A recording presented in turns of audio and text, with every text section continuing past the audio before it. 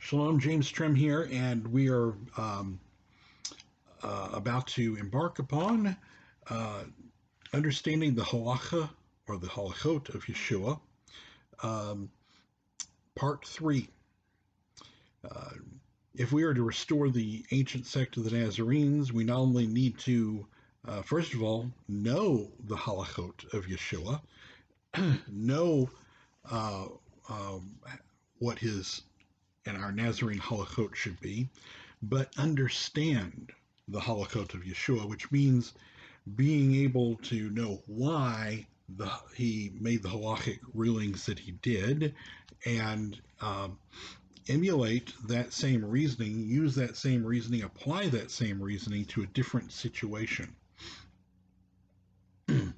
So, as usual, we have handouts for this study, and so if you are not if you're watching on YouTube, you may not have the handouts there available. But if you go to nazarenespace.com/blog and search under Halacha of Yeshua, and we want to find part 3, you'll find a link under the video that is a hot link to PDF file of handouts. And the first handout is titled Make Offense About the Torah, which is a principle of halachot that is used in Rabbinic Judaism. And so let's first look at this principle, and then we're going to look at what Yeshua is doing halachically and see how it fits. Tractate of Vote in the Mishnah, here in our handout, at the very top, it says, Moses received the Torah from Sinai and gave it over to Joshua. Joshua gave it over to the elders to the prophets, and the prophets gave it over to the men of the great assembly. They, the men of the great assembly, would always say 3 things.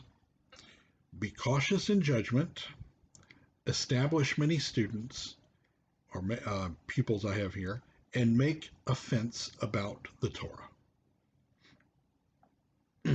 What does this mean? Also in Avot 3:13, Rabbi Akiba says tradition is offense to the Torah. Again, what does this mean? Maimonides, in his commentary to Avot 1:1, says, make a hedge about the Torah refers to the decrees and enactments of the sages. These keep a man from transgression. As the Blessed One said, therefore shall you keep what I have given you to keep, Leviticus 18:30, which the Talmud, Yevamot 21a, interprets to mean add protection to what I have already given you as protection. That's a good explanation there. Let's look at an example in the Talmud. In the very first Mishnah in the Talmud, in Berachot 1:1, we read, from what time may they recite the Shema in the evening? From the hour that the priests enter their homes to eat the heave offering, until the end of the first watch, the words of Rabbi Eliezer. But the sages say until midnight. Rabban Gamliel says until the rise of dawn. His Gamliel's sons returned from a banquet hall after midnight. They said to him, we did not yet recite the Shema. He said to them, if the dawn has not yet risen, you are obligated to recite the Shema. And this applies not only in this case, rather, as regards all commandments which sages said may be performed until midnight. The obligation to perform them persists until the rise of dawn. For example, the offering of the fats and entrails their obligation persists until the rise of dawn. Uh, and all the sacrifices which must be eaten within one day, the obligation to eat them persists until the rise of dawn. If so, why did sages say that these actions may be performed only until midnight? And the answer is, in order to protect man from sin. So what does this mean? It's it means that if the Torah says be in by 10, then we may have a tradition that says be in by 9. And the reason for this tradition is that if we are in by 9, then we aren't accidentally showing up after 10, or trying to just scoot into slide into home plate and missing it. So we have this hedge of protection around the Torah. So while the Torah requires the evening Shema to be said before the rise of dawn, the sages erected a fence around the Torah, teaching that it should be said by midnight. Rabbi Eliezer held that it should be said even before the end of the first watch.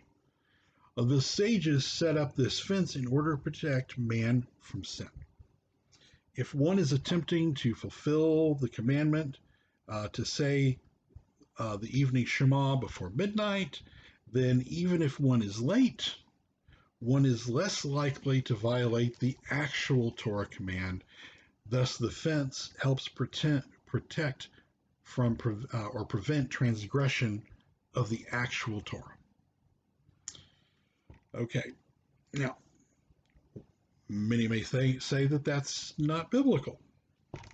Okay, but let's now look at some of Yeshua's halachot, and in particular, a set of halachot that Yeshua gives in the Sermon on the Mount, in Matthew chapter 5, verses 21 forward. And in this section of the Sermon on the Mount, we have a formulatic, almost Mishnaic formulatic reference to 5 different Torah commands and Yeshua's commentary on them, Yeshua's halachot on them. And there are 2 elements that we're going to find involved here. Halachically, Yeshua will build a hedge around the Torah. And we will see example after example of this. Philosophically, we will see also that Yeshua emphasizes self-control. So let's look at the first one in Matthew 5:21, dealing with murder. Matthew 5:21, you have heard what was said to them of old time, you shall not murder. That's in the Torah, Exodus 20:13 and Deuteronomy 5:17. You will not murder. Thou shalt not kill, we have in a lot of translations. And whomever commits murder, the same will be condemned to the judgment. Yeshua builds a fence around this. In the following verses 22 through 26, Yeshua says, but I tell you that whoever shall be enraged against his brother, he will be condemned to the judgment. And whoever says to his brother, you are nothing, he will be condemned to the council of the synagogue. And whoever says to him, you impious one, will be condemned to the fire of Gehenna. And if you present your offering at the altar and remember that your brother has something against you, leave your offering there before the altar and go you first to atone to your brother, and then come and give your offering. Come to terms with your adversary quickly while you are with him on the way, lest Hasatan deliver you up to the judge, and the judge deliver you up to the officer, and you go into the jail. Amen, I tell you, you will not go out from there until you have paid the last penny. Okay, so there's a lot here, but the key thing is that the first thing that Yeshua says after he gives the actual Torah commandment, it says, "But I tell you," this is the formula that we see throughout this section of Matthew with these 5 different issues, interpretations. Yeshua will cite something that the Torah says, and then he will say, "But I tell you," except in one case, we'll see he cites a halachot or a halacha of the Essenes, and then he disagrees with it. Well, but here he says, the Torah says you will not kill.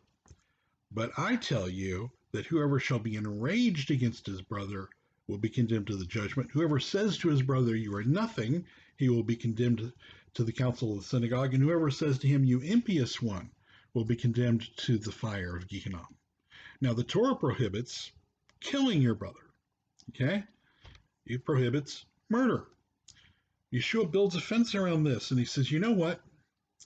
If you're not even enraged with your brother, if you're not speaking harsh words against him, then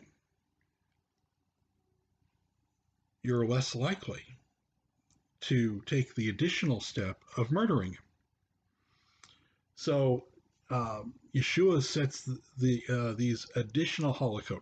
One is, don't be angry with your brother. That's an issue of self-control. It's a tough one sometimes, but and then also he also sets a halachot of basically not saying harsh words to him. You know, you don't say to him, "You are nothing, Raka," or "You impious one, you're impious one, you impious one," I guess it's pronounced, "You impious one." So, don't say harsh words to him, because things escalate from there. Okay, so if you stop it before it gets that far, so this is exercising self-control, but it's also building a fence around the Torah. So the Torah says don't commit murder. I'm telling you, don't get angry. Don't entertain that anger. Okay, exercise self-control, and don't speak harshly. All right. Then we get to verse 27 and another Torah commandment. You have heard that it was said to them of old time, "You shall not commit adultery." That's in the Torah, Exodus 20:13 or verse 14, depending on whether you're looking at a Jewish or Christian version, and Deuteronomy 5:18. Yeshua once again makes a fence about the Torah. Verse 28, "But I tell you that whoever sees a woman and covets her has already committed adultery with her in his heart. And if your right eye offends you, pluck it out and cast it from you, for it is better for you that one of your members should perish than the whole body should be cast into Gehenna." It's important to understand here that that there is an idiom in Hebrew that a person that has a good eye is generous, and is merciful to the poor, and a person with a bad eye is greedy and selfish and not merciful to the poor. Okay, so if you're greedy, if you see something and you want it, there's something wrong with your eye, is the origin of the idiom. And if your right hand offends you, now hand is yod in Hebrew, and it can mean literally a hand, but it can also be idiomatically refer to power. So if your power, for example, deliver it into my hand in the scriptures. Well, that means to be delivered into my power. So if your power makes you, we say power corrupts and absolute power corrupts absolutely. If your power offends you, cut it off and cast it from you. For it's better that one of your members should perish than your whole body should be cast into Gehenna. So that's I think it was the church father Origen that took this literally, misunderstood this, and castrated himself. So that's not what it means. But it does mean that he's building a fence around the Torah. And by the way, in this case, um, the Torah itself contains this principle, the commandment against coveting. And it's very much a self-control issue also. And there's a parallel to this in the Babylonian Talmud, Yoma 29a. Unchaste imagination is more injurious than sin itself. Okay, so uh, the Torah says not to commit adultery, and I tell you not to covet uh, another man's wife, basically a woman. Uh, that it would have to be a married woman because that's what adultery is, and so and of course the Torah also has the commandment against coveting. And Yeshua quotes the Torah next about divorce in Matthew chapter 5:31. Now, our last video teaching in this series, we covered Yeshua's halacha on divorce in detail as it's presented in Matthew chapter 19, and we discovered that the Yesod HaBriah, the principle of creation, or what Philo of Alexandria would call natural law, was the primary basis for that decision. And if you don't understand that, go back and watch the last video, and it's covered in detail there. But there can also be more than one reason, and in fact, it's really great when there's multiple reasons for a halakhic ruling. And here we have an additional reason for Yeshua to come down on the side that he did on this issue, which was oddly with Shammai against Hillel, because usually Yeshua's halakha would go with Hillel. So you've Matthew 5:31.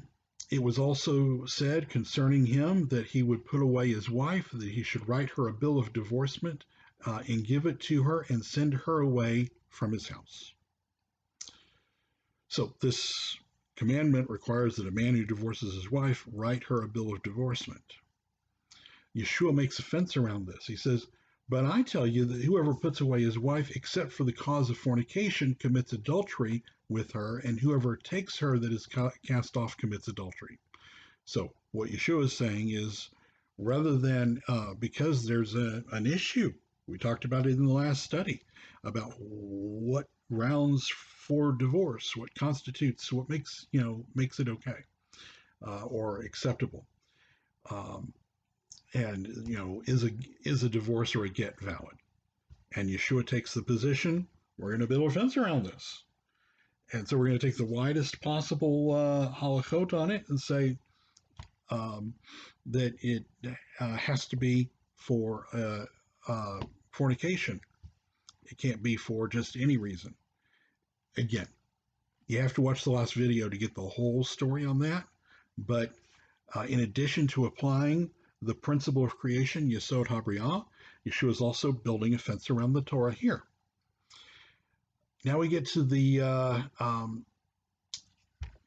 next halacha that Yeshua deals with, and we're going to do a whole video in this series on Yeshua's halacha about vows, because he covers three different things on the area of the halacha on vows. First of all, here he builds a fence, which we'll talk about. In addition to the one that we're going to cover here, there are two other places where Yeshua deals with vows. In Matthew 15, he deals with the weight of, and we talked about this earlier, the weight of a vow versus the weight of honoring one's father or mother. And we also dealt with this in 7 years ago, when we did the series of three studies in Talmud, Introduction to Talmud. So we'll deal with that. And then in Matthew 23, it deals in depth with the issue of making a vow by way of analogy or euphemism, and which of those are valid or not valid. And so we have lots of halachot that Yeshua talks about, surprisingly, a lot more than most people realize, where Yeshua talks and addresses halacha specifically in the uh, Gospels, in his teachings. So here we have from the Torah, again, you have heard that it was said of them of old time, you shall not forswear yourself, but pay to Yahweh your vow. That's Leviticus 19:12, Numbers 30, verse 3 or verse 2, depending on whether you're looking at Jewish or Christian version. Deuteronomy 23, 22, or 21, again, depending on whether you're looking at a Jewish or Christian version. So in verse 34, Yeshua addresses this. And he addresses by building a fence around the Torah. I got my whistler, hold on. Excuse me. By building a fence around the Torah again. The Torah says to keep your vows. But problems come up. One of them gets talked about in Matthew 15. We'll talk about when we do the whole video on vows, but in another segment in this series. But Yeshua here addresses with building a fence. Verse 34. But I tell you, you shall not swear by a confirming word, nor by heaven, for it is Elohim's throne, and not by the earth, for it is the footstool of his feet, and not by Yerushalayim, for it is the city of the great king. And you shall not swear by your head, and that you have no power wherein one hair to turn it black again. But let your words be yes, yes, no, no, for whatever is more than these words is of evil. Now, see, just like the Torah doesn't require anybody to get divorced, the Torah doesn't doesn't require you, prohibits murder, and it prohibits adultery as well. It doesn't prohibit divorce, but it was never Elohim's idea, as we discovered previously. It's not in keeping with the Yesod HaBriah, and it's never been Elohim's plan for anybody to get divorced. It was, it's an optional thing. It's our idea. And even so, Yeshua curtails it with a fence, and that is further validated by the Yesod HaBriah. So here we get to the vow, and the scriptures rarely, if ever, require anybody to make a vow. Oaths maybe, but not vows. And you have to understand that in ancient times, a person who made a vow, it was considered a sort of a rash thing. And so Yeshua is saying, don't make them. And if you don't make one, then you don't have to worry about not keeping it, because you didn't make it in the first place. So a fence around the Torah. By the way, Yeshua's halacha on this is in keeping with that of the Essenes. Josephus, in Wars of the Jews, book 2, chapter 8, section 6, writing about the Essenes, says, swearing is avoided by them, and they esteem it worse than perjury, for they say that he who cannot be believed without swearing by God is already condemned.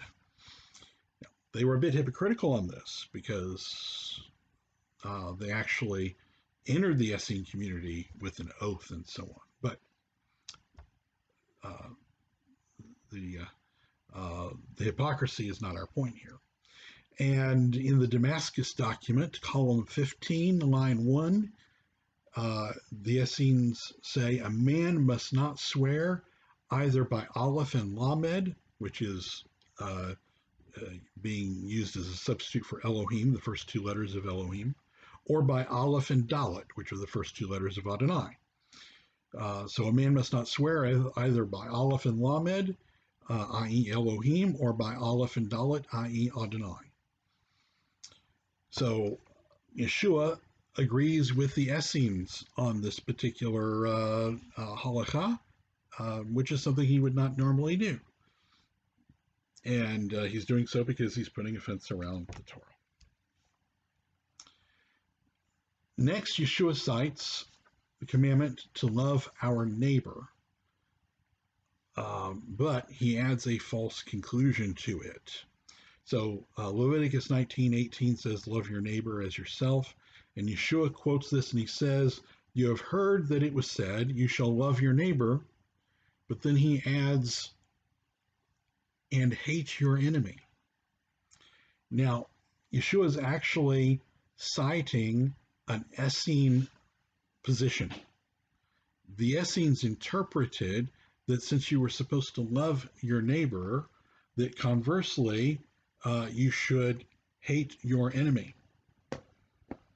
And so in the Damascus document, column 9, line 2, they say, as for the passage that says, take no vengeance and bear no grudge against your kinsfolks, Leviticus 19:18, any covenant member who brings against his fellow an accusation not sworn to before witnesses, or who makes an accusation in the heat of anger, or who tells it to the elders to bring his fellow into repute, the same is a vengeance taker and a grudge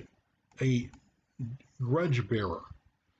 But it's limiting neighbor to your fellow covenant member. Very strict interpretation.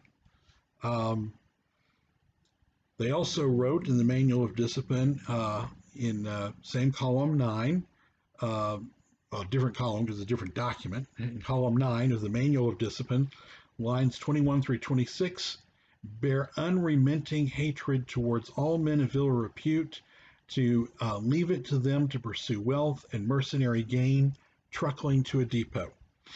So when Yeshua talks about love your neighbor and hate your enemy, he is referring to the Essenes.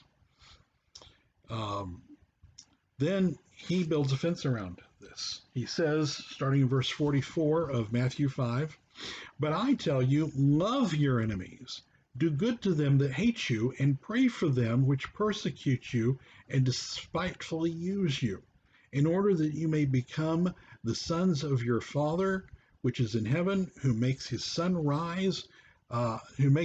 rise on the good and the evil, and sends rain on the righteous and on the wicked. For if you love only them which love you, what reward have you? Do not even the transgressors do this? And if you ask after the shalom of your brothers only, what do you exceed? Do not even the goyim do this? You therefore be wholehearted, like your Father which is in heaven, who is wholehearted. So Yeshua makes a fence around the Torah, and in this case, he's more in agreement with the house of Hillel.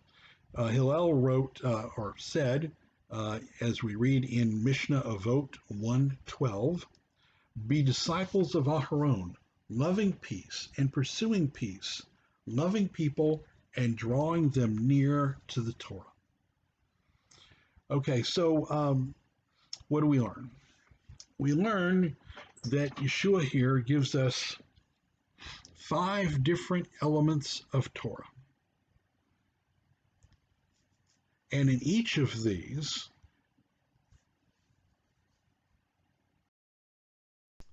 I skipped one. Okay, we are taking these a little bit out of order because I skipped one in Matthew chapter 5, verses 38 through 42. It says, you have heard what was said, an eye for an eye and a tooth for a tooth, which is right out of the Torah. But I tell you that you not withstand evil, But if one should smite you on the right cheek, turn unto him the other. And whoever wishes to contend you in judgment and wishes to take you from your coat, leave him your cloak also. And that he that impresses you for 1 mile, go with him even 2. And whoever asks you, give to him, and from him that would borrow from you, turn not away. So Yeshua starts out with the Torah command, an eye for an eye and a tooth for a tooth. And then he explains, he gives his halacha. Now, it's important to understand that there was a conflict between the Pharisees and Sadducees. I don't think we know anything about what the Essene position was, but between the Pharisees and the Sadducees on this particular issue, how we understand this. In the Babylonian Talmud, in Baba Kama 83b, we read, "Why pay compensation? Does the divine law not say eye for eye? Why not take this literally to mean putting out the eye of the offender? But let not this enter your mind, since it has been taught, you might think that where he put out his eye, the offender's eye should be put out, or where he cut off his arm, the offender's arm should be cut off, or again where he broke his leg, the offender's leg should be broken. Not so, for it is laid down, he that smites any man, and he that smites a beast. Just as in the case of smiting a beast, compensation is to be paid, so also in the case of smiting a man, compensation is to be paid." In other words, if he smites a beast, you don't go smite the other beast. We know compensation is to be paid. So this is understood by the Sadducees as a law of revenge, that if you put out somebody's eye and the court finds you guilty, the court should hold you down and put out your eye. Or if you injure somebody so as to cause them the loss of a hand, that the court should hold you down and cut off your hand. That to most of us that sounds barbaric, and it was barbaric. It was, in fact, the barbaric practice in the Code of Hammurabi to do just that. But Yeshua seems to understand the passage the same way that the Pharisees did, as a law of liability, not as a law of revenge. And so Yeshua says, "But I tell you that you not withstand evil. But if one should smite you on the right cheek, turn unto him the other one also." By the way, the KJV, and I think a lot of translations get this wrong, it's literally, I think the KJV has that you resist not evil. The Hebrew says that you not stand before evil. And so what this really means is don't stand for it. Okay? Don't stand for evil. Don't allow it, in other words. Don't stand by and let it happen. So Yeshua addresses this idea as not a rule of revenge, but instead he says if one should smite you on your right cheek, turn to him the other also. Not that the cheeks are literally being smitten here, but the financial value of 2 smitten cheeks, in other words, damages for pain and suffering, rather than just one, just as the text speaks 2 garments or 2 miles. Okay? This is talking about issues of liability before the court. So Yeshua says, whoever wishes to contend with you in judgment, who takes you to court. This is talking about liability, not revenge, and wishes to take from you your coat, leave him the cloak also. And he that impresses you for 1 mile, go with him even 2. In other words, meet your liability. Face up to it. Yeshua is talking here about the Torah commands about liability for a loan in Deuteronomy 24:10 through 13, When you do lend your neighbor any manner of loan, you shall not go into his house to fetch his pledge. You shall stand without, and the man to whom you do lend shall bring forth the pledge without unto you. And if he be a poor man, you shall not sleep with his pledge. You shall surely restore to him the pledge when the sun goes down, that he may sleep in his garment and bless you, and it shall be righteousness unto you before Yahweh your Elohim. She was telling us this general principle of liability, that borrowers must meet the financial liability. Um, and whoever asks you, give to him, and from him will you that would borrow from you, turn not away. So Yeshua is in understanding an eye for an eye, with as a rule of financial liability, and not as a rule of revenge. And in doing so, he puts a fence around the Torah in terms of your liability. And it says, if your liability is X, double it. Make sure that you more than meet your liability, so that you are, if the Torah says you're liable for X, do more than that.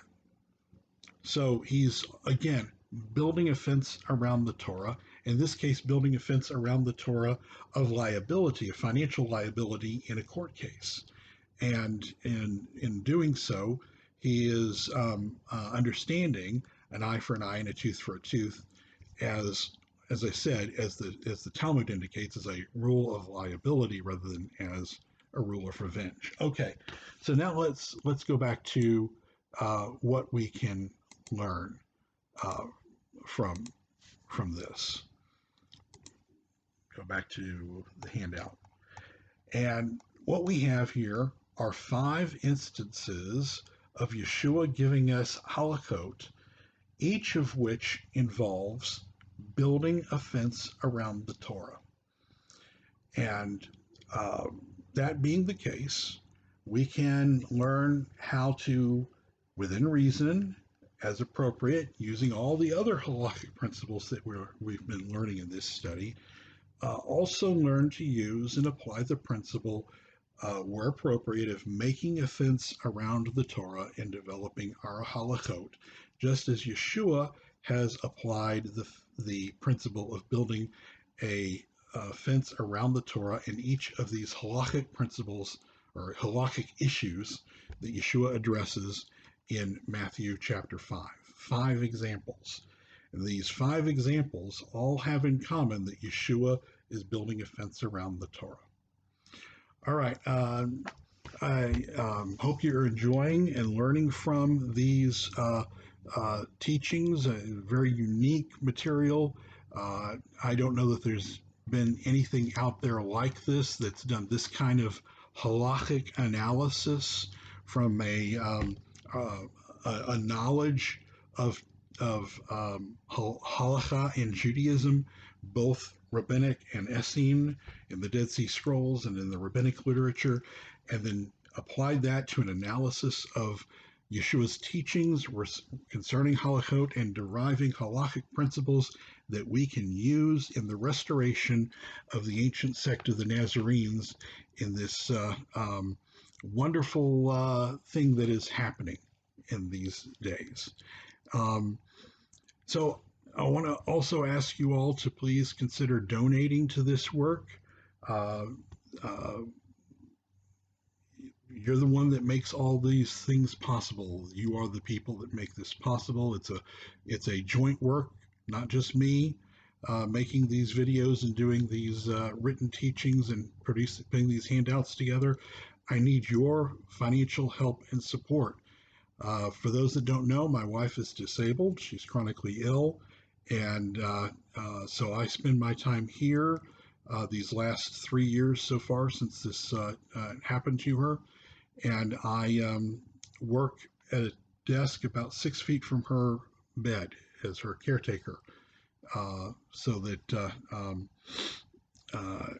I'm there on hand to help her out. and getting all this work done. And I'm in a unique position then to do that. And so we need your financial support. Rent is coming up due soon, and we don't have it at this point. Hopefully, you guys will all step up. Many of you step up to the plate and help us out. Uh, uh, just this last week, I also had to pick up a medication for my wife that was well over $200. That was our cost, and after insurance coverage, it was still over $200. And uh, so you can send donations by PayPal to donations@wnae.org. That's donations@wnae.org. W for world, N as in Nazarene, A as in assembly, E as in Elohim. WNAE.org. Donations, plural, at WNAE.org by PayPal.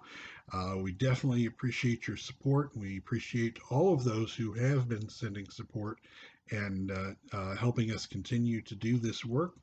And shalom, everybody. And maybe a couple of weeks before you see another video in this series, because I've got some things coming up here that are going to keep me busy from making videos, at least for the next couple of weeks.